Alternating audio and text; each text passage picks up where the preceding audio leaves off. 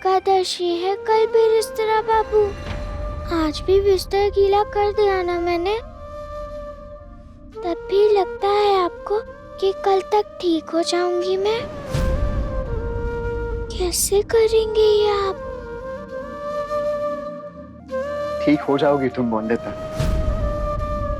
मुझ पे भरोसा है ना तुम्हें? हमारे पास अब भी 24 घंटे हैं। या ऐसा कहूं कि 1440 मिनट हैं। 86,400 बोंदेता, 46,400 सेकेंड्स हैं हमारे पास। और किसी भी खेल में बाजी पलटने के लिए बस एक पल काफी होता है ना? बस एक पल। तो तुम्हें क्या लगता है, हमें हिम्मत हार जानी चाहिए? लड़ना छोड़ देना चाहिए क्या हमें बोंदेता? हम आखिरी पल तक कोशिश करेंगे, है ना? और मुझे पूरा विश्वास है कि कोई ना कोई हल, कोई ना कोई समाधान निकल ही आएगा इस समस्या का। बस तब तक तुम्हें मेरा साथ देना होगा बोंदेता, क्योंकि अगर तुम हार गई तो मैं भी हार जाऊंगा। हारने देना चाहती हूं क्या मुझे बोंदेता?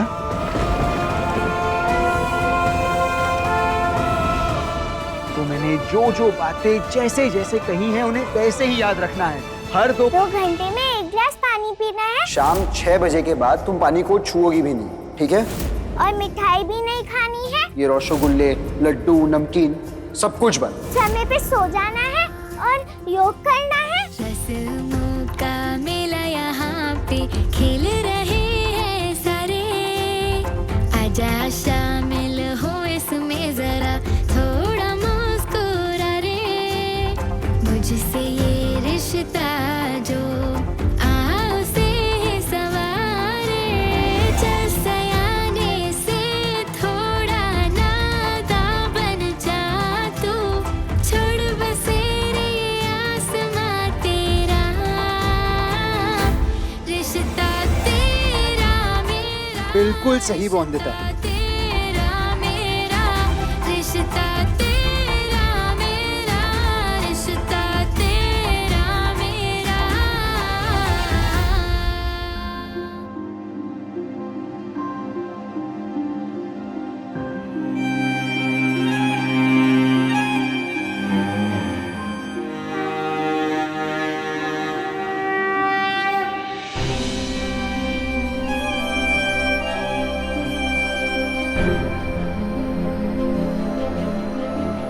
मेरे कारण पति बाबू की आंखें झुक गईं। मुझे दुख नहीं होगा दुर्गा माँ। मेरे कारण हारना पड़े पति बाबू को अच्छा लगेगा क्या मुझे?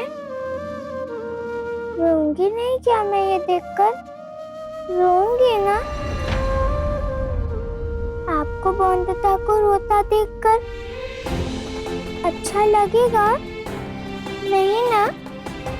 तो दुर्गा माँ मुझे हिम्मत देना, ताकि मैं वो सब कर सकूं जो इस चुनौती में जीत दिला दे पति बाबू को।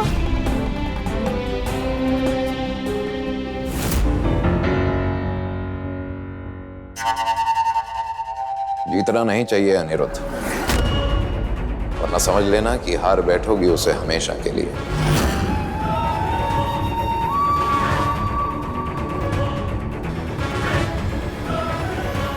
24 घंटे हैं तुम्हारे पास।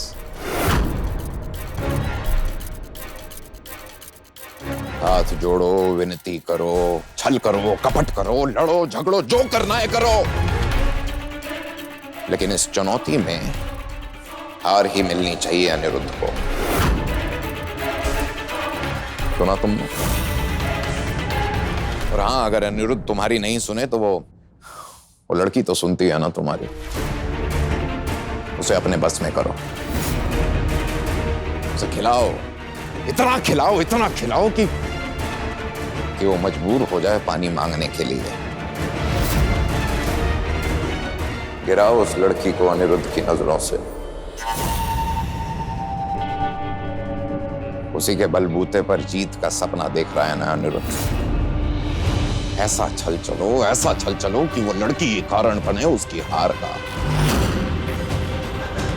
समझ रही हो ना सौदामिनी मैं क्या कह रहा हूं?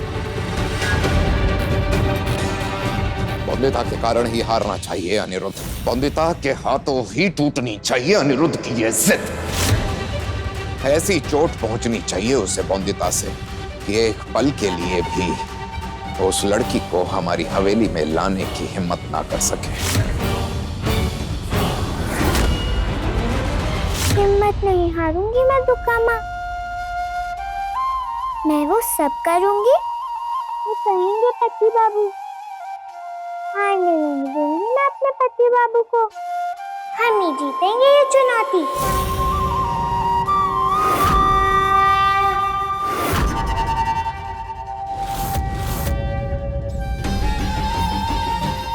ये चुनौती हम ही जीतेंगे बिनोय अंकल। किसी भी हाल में मैं अनिरुद्ध को जीतने नहीं दूंगी। और जैसा आप चाहते हैं बंदिता ही कारण बनेगी अनिरुद्ध की हार का। सिर झुकाई जाएगी वो इस हवेली के बाहर। ये वचन है सौदामिनी का आपसे बिनोय अंकल।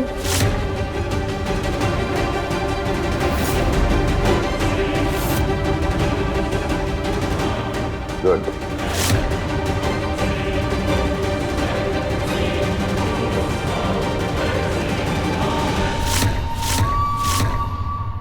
वचन देती हूँ दुक्का माँ, आपको नाराज नहीं करूंगी।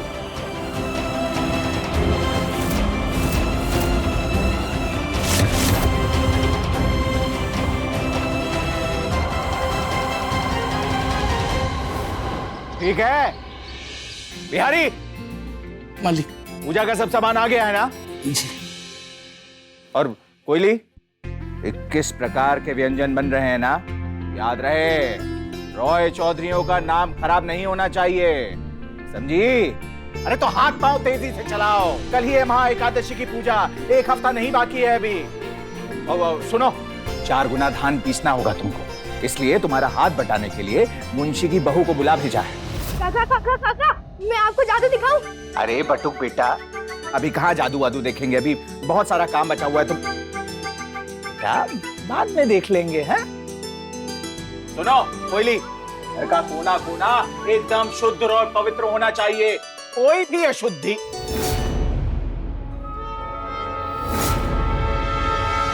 प्रसाद में 50 किलो हलवा बन रहा है ना, और वो केसर की खीर बड़ी वाली देगची में, लूची, नाना प्रकार के व्यंजन बनने चाहिए, मेवे और बादाम की कोई कमी नहीं होनी चाहिए।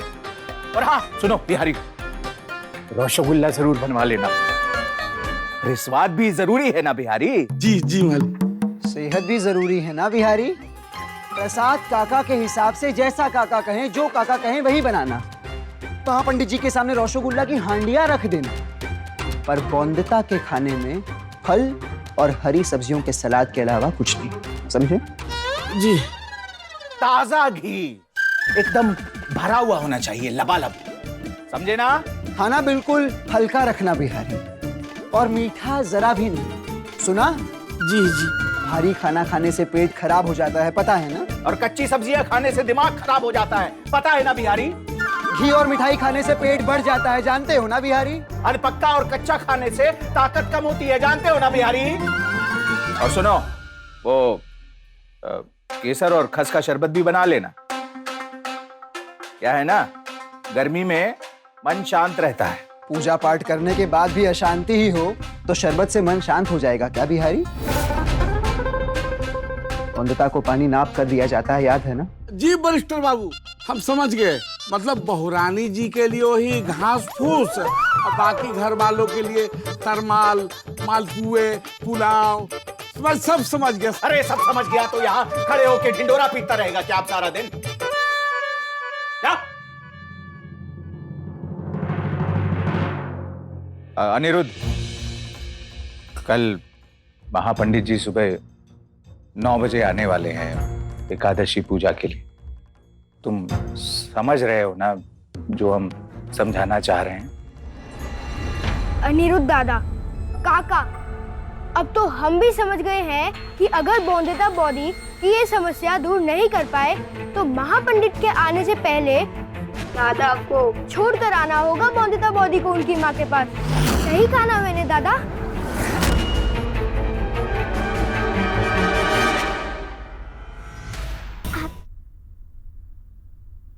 दादा, जादू का खेल दिखाऊं मैं आपको दादा?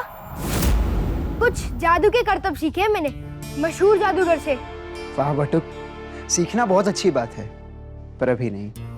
अभी मैं सेंट्रल लाइब्रेरी जाके आता हूँ।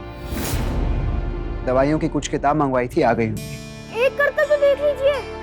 बेकार ही कोशिश कर रहे हो बटुक। तुम्हारे दादा तो खुद जादूगर हैं। अभी देखना कैसे 24 घंटे में बैरिस्टर से डॉक्टर बन जाएंगे। हाँ बटुक, अगर जीतने की कोई ट्रिक है तुम्हारे पास तो वो सिखा दो अपने दादा को, क्योंकि अब जादू ही है जो इनको हारने से बचा सकता है।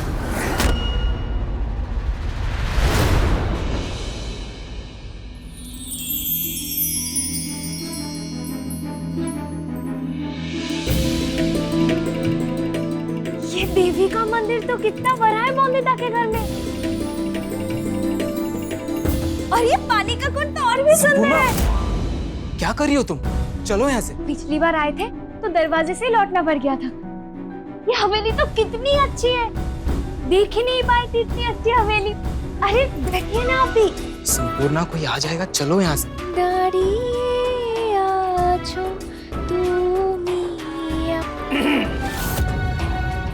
संपूर्णा उठो, बड़े मालिक आए। कोयली ने बताया नहीं तुम्हें क्यों बुलाया तुम्हारी पत्नी को यहाँ? जी पता है। क्या ये बताया? कविता बुन रही थी हवेली के सौंदर्य पे या जलतरंग बजा रही थी? हमारी हवेली कोई बगीचा है जहाँ पे आते जाते लोग भ्रमण करने के लिए चले आते हैं?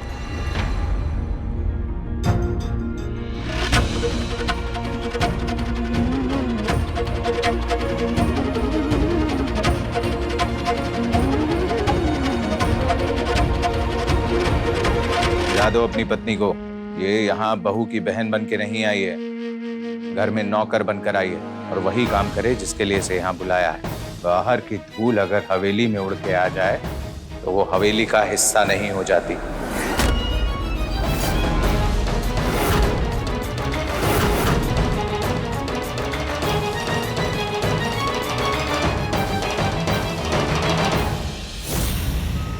अच्छे से काम कर लेना, शिकायत का एक मौका मत देना।